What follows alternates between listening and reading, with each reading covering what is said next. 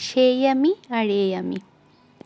নারীরা সন্তান হওয়ার পরে নিজের সৌন্দর্যটা একদম হারিয়ে ফেলে। একসময় ভাবতাম মা হওয়ার আগে আমি কেমন ছিলাম।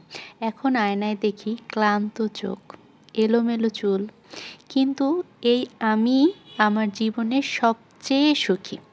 আগে ছিলাম গোছালো, আর এখন ভালোবাসায় পরিপূর্ণ। এই ক্লান্ত মুখ, এই অগোছালো চুলের ভেতরেই লুকিয়ে আছে এক মায়ের নিখুঁত সৌন্দর্য।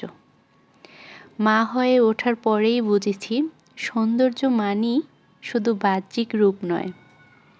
সৌন্দর্য মানে ভালোবাসা, ত্যাগ আর নিঃস্বার্থ হাসি।